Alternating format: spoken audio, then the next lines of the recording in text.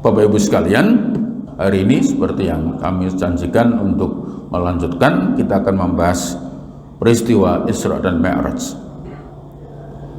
Yang pertama, Bapak Ibu sekalian, peristiwa Isra Mi'raj ini disampaikan, diceritakan, dikabarkan oleh orang yang tidak pernah dusta. Kisah ini disampaikan pertama kali oleh orang yang tidak pernah dusta, yaitu Rasulullah Shallallahu Alaihi Wasallam. Ini sebagai, kalau bahasa kita, garansi kebenaran kisah Isra Mi'raj itu. Yang pertama disampaikan pertama kali oleh orang yang tidak pernah berdusta, yaitu Rasulullah Shallallahu Alaihi Wasallam, yang kejujurannya diakui baik oleh orang yang beriman kepada beliau maupun yang menentangnya. Iya, sejarah mencatat Rasulullah itu diberi gelar hinaan macam-macam, tetapi ketika ada seorang yang mengusulkan Muhammad agar tidak dipercaya orang, mari kita beri gelar Al-Kadzdzab, sang pendusta, semua menolak. Mereka yang benci kepada Rasulullah pun tidak terima, tidak mau mensematkan Rasulullah dengan sang pendusta.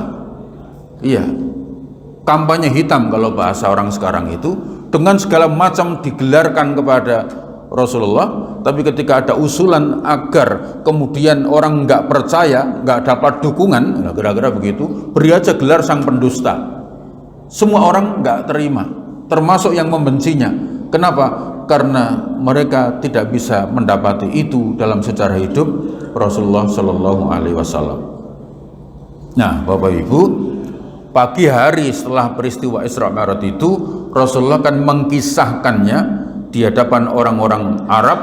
Salah satu yang ikut mendengarkan bernama Abu Jahal. Nah, Bapak Ibu sekalian, Abu Jahal mencatat, memperhatikan, mencatat dengan betul, kalau bahasa kita sekarang merekam dengan sebaik-baiknya apa yang diucapkan oleh Rasulullah. Setelah itu dia langsung bergegas berangkat ke rumahnya Abu Bakar. Langsung menemui Abu Bakar, kemudian berkata, kalau bahasa kita, bro, tak ceritani bro, nopo kancamu, temenmu. Ini Pak, Abu Jahal itu saking rodo ranggenai, atau bukan rodo, saking ranggenai, itu nggak mau menyebut nama Rasul, Pak. Kancamu. Dan Abu Bakar faham yang dimaksud temanmu itu siapa, yaitu Rasulullah. Cerita warna-warna, katanya dari Masjidil Haram ke Masjidil Aqsa, ke Sidratul Muntaha, ke Mustawa, kembali kurang dari semalam. Kuwi apa masuk akal? Koncomu saya aneh-aneh, maaf, saya kata ganti dengan aneh-aneh karena ucapan asli Abu Jahal saya tidak bisa untuk ikut mengucapkannya karena itu penghinaan kepada Rasulullah. Ya, saya nggak sampai hati lisan saya menirukan ucapan Abu Jahal menghina Rasulullah habis-habisan tentang peristiwa ini. Lalu kemudian Abu Bakar dengan tenang menjawab, Mas Bro, sampean kuwi krungu saka sapa kok untuk cerita kok ngedap-ngedapi kaya ngono kuwi, sing cerita sapa? Kamu dapat cerita dari mana? Kamu yang ngabari siapa? Apa jawaban Abu Jahal? Aku krungu dhewe, Bos. Ora percaya iki lho rekamane, begitu lho. Iya. Maka kemudian apa jawaban Abu Bakar? Tenang, saya beritahu. Peristiwanya lebih hebat dari itu. Jaraknya lebih jauh dari yang kamu ceritakan, waktunya lebih singkat dari kamu yang sampaikan tadi. Saya akan tetap percaya sepanjang yang bercerita adalah Rasulullah Muhammad Sallallahu Alaihi Wasallam, karena beliau tidak pernah dusta. Abu Jahal langsung stres, ya Allah, angel wis angel tenan tuturane. Karena harapannya itu kalau Abu Bakar nggak percaya, sudah hancur itu. Dalam pikiran dia langsung bubar begitu. Tapi ternyata Abu Bakar seperti itu jawabannya, sehingga sejarah mencatat memberi gelar Abu Bakar As-Siddiq, orang yang selalu membenarkan ucapan Rasulullah Shallallahu Alaihi Wasallam, sang pembenar, as-siddiq. Kenapa Abu Bakar dengan Rasulullah itu kan usianya hanya selisih 2 tahun, Bapak Ibu. Iya, masa mudanya selalu bersama dan ngerti bagaimana Rasulullah. Dan Abu Jahal pun juga ngerti bahwa Rasulullah tidak pernah dusta. Iya, dalam bayangan Abu Jahal itu kalau Abu Bakar wis ra percaya, ambruklah bangunan itu. Tapi ternyata jawaban Abu Bakar begitu, ya kalau bahasa gampangnya ya Abu Jahal pulang dengan tangan kosong, nggak dapat apa-apa. Satu, kisah ini karena nanti membedakan betul mana yang beriman, mana yang tidak. Yang kedua, jaminan atau garansi kebenaran tentang peristiwa Isra dan Mi'raj itu, yang kedua Bapak Ibu, Allah kisahkan peristiwa ini dengan kalimat awal dengan menggunakan kalimat tasbih. Subhanalladzi asra bi'abdihi laila. Maha suci Allah dari kesalahan, maha suci Allah dari kekeliruan, maha suci Allah dari kesalahan, dari dusta. Ini peristiwa nyata, ini mukjizat, kehendak Allah. Memahami peristiwa Isra Mi'raj itu sama dengan memahami peristiwa dilemparnya Nabiullah Ibrahim alaihissalam dalam api yang membara, tetapi kemudian tidak terbakar beliau, bahkan sekitarnya malah tumbuh rerumputan. Memahami peristiwa Isra dan Mi'raj ini sama dengan memahami peristiwa tongkat Nabi Musa alaihissalam yang bisa membelah lautan, yang menyelamatkan Nabi Musa dari kejaran Fir'aun. Sebagaimana kita juga memahami seperti Nabi Yunus dilempar ke lautan, dimakan ikan, di dalam perut ikan beberapa waktu keluar dalam keadaan sehat walafiat. Sebagaimana kita juga memahami Nabi Isa alaihissalam bisa menghidupkan orang mati atau kemudian menyembuhkan orang buta sejak awal, sejak lahir. Ini namanya mukjizat, kehendak Allah, kekuasaan Allah, bukan kehebatan sang nabi. Jadi Nabi Ibrahim itu dilempar ke dalam api membara, tidak terbakar, bukan Nabi Ibrahim sakti, Pak, bukan. Itu semata-mata mukjizat Allah yang Allah berikan kepada Nabi, dan itu setelah itu selesai, Pak. Tidak bisa terus dolanan geni dewi, tidak bisa, Pak. Nabi Musa juga begitu, dikejar Fir'aun itu lari, Pak, harus dicatat betul. Takut, Pak, karena kejamnya Fir'aun dengan pasukannya mengejar Nabi Musa alaihissalam dengan pengikutnya, lari, Pak. Bukan tongkat sakti, bukan. Loh, kalau Nabi Musa tahu tongkatnya akan bisa membelah lautan, dioyak Fir'aun, pasti ngece, Pak. Oh ya Om, kowe mati kan begitu. Enggak, dengan penuh kekhawatiran, ini kalau tertangkap bagaimana? Iya. Dan itulah setelah terbelah hanya sekali kehendak Allah, bukan kesaktian tongkat Nabi Musa, dan setelah itu selesai. Sama ketika Nabi Isa bisa menyembuhkan orang buta sejak lahir karena ditantang untuk membuktikan bahwa dia adalah utusan Allah, yaitu ya sekali itu toh, bukan membuka pengobatan alternatif, bukan, Pak. Enggak. Itulah bedanya non sewu antara mukjizat dengan sihir, Pak. Nah, sihir kan berulang-ulang, kehebatan yang bisa dipamerkan diulang-ulang. Ini enggak, mukjizat. Maka yang ketiga, Bapak Ibu sekalian, kalau bahasa terjemahan kira-kira biar gampang difahami adalah Allah memagari peristiwa Isra Mi'raj itu dengan menyatakan kekuasaannya. Alladzi asra, Maha suci Allah yang menjalankan bi'abdihi, hambanya. Fi'il yang digunakan dalam ayat ini adalah fi'il muta'addi, bukan fi'il lazim. Maha suci Allah yang menjalankan hambanya. Allah sudah memagari, menjelaskan kepada kita Rasulullah itu bukan berjalan. Saya ulangi, Rasulullah itu bukan berjalan. Ayatnya Allah menjalankan hambanya, bukan Nabi Muhammad berjalan. Lagi-lagi saya kembali tadi, ini mukjizat kehendak Allah. Yang membelah lautan itu adalah Allah, kemudian dengan wasilah tongkatnya Nabi Musa itu. Iya, terus begitu. Bukan kemudian tongkat Nabi Musa sakti atau Nabi Musa sakti, tidak. Itu kehendak Allah. Nabi Yunus di dalam perut ikan sehat itu bukan karena Nabi Yunus sakti, enggak. Loh, itu kalau kemudian Nabi Yunus jarak meneh, jegur meneh, pangan iwak bablas, Pak.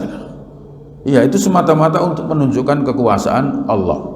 Maka Bapak Ibu, Maha Suci Allah yang menjalankan hambanya. Nabi Muhammad bukan berjalan tapi dijalankan. Meskipun tidak sama persis, tapi biar mudah memahaminya, karena ini mukjizat Bapak Ibu. Sekarang setengah 4 lebih 10 menit. Jarum pendek ada di antara 3 dan 4. Jarum panjang ada di antara 7 dan 8. Kalau jarum itu berjalan sendiri untuk kembali berputar menjadi setengah 4 lagi, dia butuh waktu 12 jam. Itu pun nanti pagi, Pak. Kalau ingin kembali seperti hari ini sore begini, butuh waktu 24 jam kalau dia berputar sendiri. Tapi kalau diputar takmir, mau berapa jam terserah takmirnya. Rasulullah bukan berjalan tapi dijalankan. Lalu itu kan menembus ruang dan waktu yang kemudian antara macam-macam kecepatan kilat, cahaya dan macam-macam itu apa nyambung dengan fisik Rasulullah. Sama persis ketika memahami Nabi Ibrahim alaihissalam dibakar api kayak begitu, mestinya menurut teori fisik Nabi Ibrahim tidak kuat.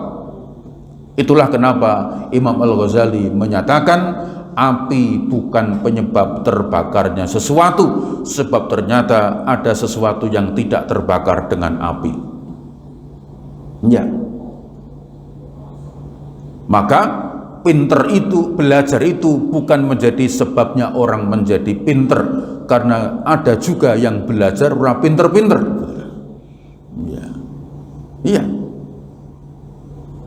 Rajin pangkal pandai itu kalau ketemu Al-Ghazali dibantah itu, Pak. Ya. Tidak selalu yang rajin terus jadi pandai. Sing rajin rak mudeng-mudeng ya akeh. Iya. Ono sing maca ping 50 rak nyaut, ono maca pisan nyaut apa. Iya. Dan masih banyak contoh-contoh bahwa apalagi kalimat hemat pangkal kaya. Oh, sing boros kayak malah kaya-kaya gitu. Ya kan begitu tuh. Oh, itu kan maaf ya, apa namanya, hemat pangkal kaya itu kan untuk menggembirakan orang-orang yang nggak punya duit, Bapak Ibu. Ya, biar kemudian iso sugih iso asal kue hemat.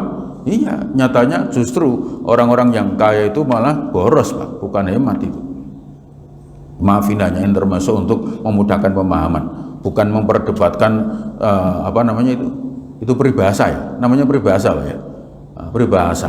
Iya, seperti peribahasa itu yang lainnya, buah jatuhnya tidak jauh dari pohonnya. Itu kan buah zaman dulu. Kalau buah zaman sekarang ditebas wong apa ya, bisa neng wit tampani truk gitu ya. Iya kan, buah ya pohon durian itu pohonnya di Gunung Pati, jatuhnya buahnya di Pedurungan, Bapak. Sama sekali tidak jatuh di Gunung Pati, Bapak, karena langsung diangkut truk, Bapak. Ya, itu karena nanti ada penjelasannya. Itu kan untuk menggambarkan anak tidak jauh berbeda dengan orang tuanya. Itu salah menjudge anak buruk kalau bapaknya buruk, padahal bisa jadi orang-orang baik itu lahir karena dari orang yang kurang baik, tapi kemudian dia di lingkungan yang baik berubah menjadi baik. Bapak Ibu, saya pernah nonton film India, Pak. Saya itu konon kata istri saya Sufi, Ustadz Sufi, suka film India. Nah, Bapak Ibu, ada kisah untuk menjelaskan ini, Pak. Ada perampokan besar untuk mengatakan bahwa tidak selalu buah jatuhnya tidak jauh dari pohonnya itu. Itu ada kisah seorang perampok melakukan perampokan berkali-kali, berhasil. Satu hari ketika merampok digagalkan oleh polisi yang masih sangat muda. Ini film India. Ya, polisi India keluar dari pendidikan kepolisian, berhasil menggagalkan perampokan. Yang lama jadi polisi India itu selalu gagal menggagalkan perampokan karena rembukan karo rampoke. Nah, kan gitu. Nah, kemudian polisi India ini marah-marah, perampoknya ditangkap, ternyata sudah dicek masih muda, Pak. Perampoknya masih muda, tapi perampoknya hebat-hebat. Nah, polisi muda ini emosi, ngomong, dicek daftar riwayat hidupnya, dicek CV-nya, ternyata oh sebule Pak ini rampok kelas kakap. Akhirnya polisi ini keluar kalimat, dasar anak rampok, jadinya ya rampok juga. Rampok ini diajar polisi habis-habisan biasa, Pak, karena hidup dengan kekerasan. Tapi begitu ada kalimat dasar anak rampok, jadinya rampok juga, tersinggung, Pak. Tidak, ini gue nak ngomong hati-hati. Suatu hari setelah keluar dari penjara, rampok ini menikah, polisi ini juga menikah. Kemudian istrinya melahirkan di rumah sakit yang sama-sama melahirkan anak laki-laki. Lalu perampok itu mencuri anak polisi dan anak dia ditaruh di box anaknya polisi, ditukar, Pak. Iya, kenapa bisa hamil bareng, melahirkan bareng? Ya karena ini film, Pak. Ya kan begitu. Ya, ditukar, Bapak sekalian. Podo lanange dibawa pulang 20 tahun kemudian, kendra kesuwen tuh banyaknya. Ya, kan film kan mesti ngono. Kalau film India kan mesti 20 tahun kemudian terjadi perampokan besar.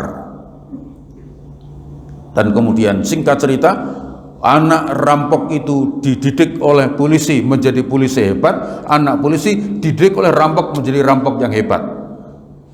Akhirnya kemudian jadi polisi rampok, padahal anaknya bedok, pepetuk, tertangkap, kemudian diinterogasi, kalimatnya keluar meneh. Oh, dasar anak rampok ya rampok meneh. Pak nih, sing rampok muni, bos, sing nyekel kuwi anakmu, anakku, sing rampok kuwi anakmu. Kurang andel, ayo tes DNA. Ngono ki, Pak. Ya. Betapa Bapak Ibu lingkungan mempengaruhi, Pak. Jadi seperti itu.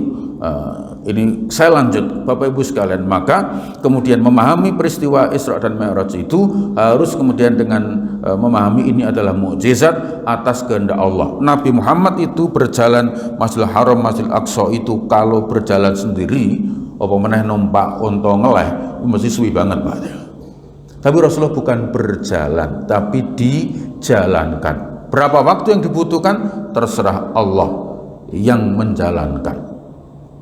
Nah, berikutnya saya akan ambil potong yang paling ujung, linuriyahu min ayatina, untuk aku tunjukkan tanda-tanda kekuasaan kami. Bapak Ibu sekalian yang dirahmati Allah, ini dengan makna banyak. Yang pertama bisa difahami bahwa Allah tunjukkan kepada Rasulullah kekuasaannya sehingga kemudian rasa gundahnya akibat wafatnya orang yang dicintainya terobati. Maka dipertemukanlah Nabi Rasulullah SAW dengan para nabi, para rasul terdahulu, di mana mereka juga menghadapi masalah, menghadapi tantangan, menghadapi ujian sebagaimana Rasulullah menghadapi. Pelajaran penting, Bapak Ibu, kalau kita lagi dirundung masalah itu penting, Pak, keluar, Pak. Kalau bahasa kerennya healing, piknik, supaya tidak suntuk. Bukan apa, bukan biar bahagia, tapi untuk melihat kekuasaan Allah, melihat kita di sini ternyata, oh ya Allah, ternyata ada orang yang lebih berat masalahnya daripada masalah saya.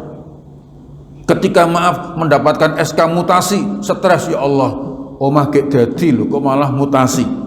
Lihat SK-nya, ya Allah, luar Jawa. Sampean, maka berjalanlah, takon-takon kancamu, kowe ning ndi wae, ternyata alhamdulillah Mas, aku ning kota kene, lah kowe ya Allah ning Batu Licin, ya wah, lompat piye ya. Ya, Bapak Ibu begitu. Batu Licin, batu ini, batu itu, misalnya Bapak Ibu di kota manapun, kalau kemudian kita mau bersilaturahim, lihat, maka ketika kita dipindah ke Batu Licin, dipindah ke kota mana, akan dinikmati sebagai karunia Allah Subhanahu wa ta'ala. Kalau enggak, butrek dewe, Pak. Ya Allah. Ya. Maka, maaf, meskipun secara psikologis kita tuh menyadari, ya Allah, wis patang tahun nang kene berarti siap-siap, kan begitu. Tapi bagaimanapun siapnya, begitu menerima SK kok ya tetap denger-denger juga, Pak. Ya Allah, aku wis tuwa jarine balik home base malah saya adon. Nah, itu maka kemudian kita bercoba keluar menikmati suasana sehingga kita akan ngerti kekuasaan Allah Subhanahu wa taala, insya Allah akan melahirkan rasa syukur kepada Allah Subhanahu wa taala. Dan puncak dari peristiwa Isra dan Mi'raj adalah perintah Allah untuk menjalankan sholat. Saya yakin Bapak Ibu kita semuanya sudah sholat, dan tentu saya tidak mengatakan mari kita sholat, tapi tentu mari kita tingkatkan, baguskanlah sholat kita supaya Allah perbagus kehidupan kita. Berjamaah Bapak Ibu, alhamdulillah duhur asar kita punya kesempatan luar biasa. Di kantor ada masjidnya sehingga kita bisa berjamaah. Sebab kalau sholat sendiri Bapak Ibu, habis Fatihah inna a'toina bisa, rakaat kedua habis Fatihah keluar bisa, bahkan sampai malaikat apal burung sholat pasti catat paling bariki keluar meneh ya kan. Tapi begitu jamaah kita nggak bisa. Tadi kita sholat asar, maaf misalnya Allahu Akbar, makmum juga ikut Allahu Akbar, sama-sama membaca sendiri-sendiri. Bapak-bapak sebagai makmum waladhdallin amin, baru kata bis mau membaca surat berikutnya, tiba-tiba imamnya rukuk Allahu Akbar, maka serta-merta semua bergabung rukuk.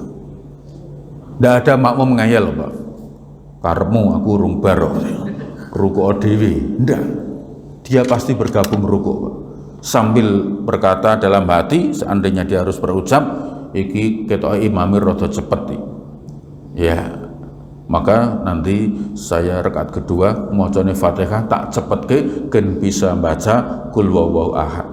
Begitu rakaat kedua jalan walam yakul lahu kufuwan ahad, selesai imamnya enggak rukuk-rukuk Bapak Ibu. Ya, itu kalau nggak bisa nata emosi, ya Allah mau cepet saya ini kesuwen ya, tinggal boyo ya. Kita nggak pernah berpikir begitu, Pak. Membangun kebersamaan luar biasa kita lakukan, kita siap hidup bersama siapapun, bahkan juga kemudian nanti nilai-nilai kebersamaan kita bangun, imam dan makmum kerjasama yang baik, imam yang baik mengerti makmum, makmum yang baik taat kepada imam, beda posisi tapi satu visi, beda barisan satu tujuan. Sholat berjamaah mengajarkan kita untuk kemudian saling memahami, saling mengerti, karena kita tidak mungkin hidup sendirian. Bapak Ibu, mohon maaf, sebentar lagi, ini kan Februari, sudah mau berakhir, persis setahun yang akan datang ada pemilihan pemimpin. Maka kemudian mari Bapak Ibu, kadang-kadang kita itu kan ketemu imam yang bacaannya bagus sekali, kita seneng. Bisa jadi ketemu imam yang bacaannya panjang banget, ada yang suka, ada yang tidak suka. Maka kalau kemudian kita ketemu imam yang kita sukai, tidak usah berlebihan. Kalau sudah salam ya selesai, rasa sholat meneh. Bos, imamnya apa ya bos, yo sholat meneh yuk. Ndak, sudah selesai ya sudah. Meskipun kita mencintai, mendukung sekaya apapun, kalau sudah selesai ya selesai. Tapi seandainya kita bermakmum dengan imam yang tidak kita sukai, tidak cocok, sabarlah, tunggu sampai selesai sholat, nanti tidak usah kon ngimami meneh. Jangan sampai maaf lagi rukuk mbok surung, sujud mbok geret sikile. Iya, ya Allah ki imam ki macane ra genah, pemene maghrib bismillahirrahmanirrahim yasin, ya Allah yasin berat-berat iso mundak menaik bensin ini, misalnya begitu. Iya, misalnya kalau kita nggak cocok, sabarlah. Iya, tidak usah punya keinginan menjatuhkan imam di tengah jalan, tidak usah punya pikiran ganti imam di tengah jalan. Biarkan imam selesai, sesuk rasa kon ngimami meneh. Iya, tapi kalau kemudian kita menganggap itu bagus, tidak usah kemudian dipaksa kon ngimami meneh, wong wis salat wis rampung. Nyaman saja Bapak Ibu, sehingga kemudian kehidupan kita menjadi indah. Jangan dikira ketika kita suka pasti ada orang lain yang nggak suka. Ketika imam baca Yasin, kita senang karena sholatnya panjang, situ jengkel karena dia mau pergi kok malah bacaannya panjang-panjang. Iya, ada yang suka, ada yang tidak suka. Maka yang suka tidak usah berlebihan, yang tidak suka nggak usah menjatuhkan, biarkan selesai.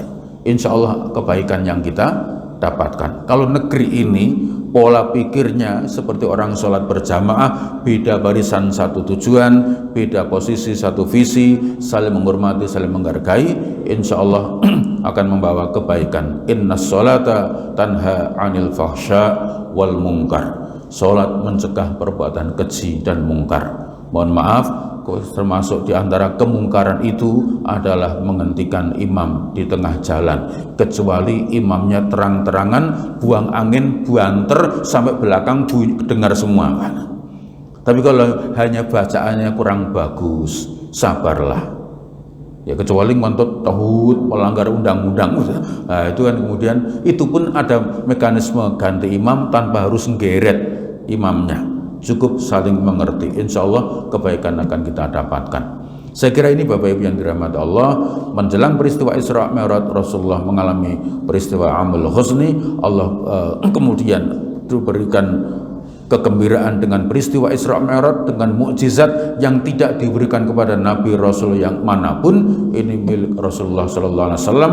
Hak Allah memberikan hadiah kepada Rasulullah untuk kemudian merintahkan kita sholat 5 waktu.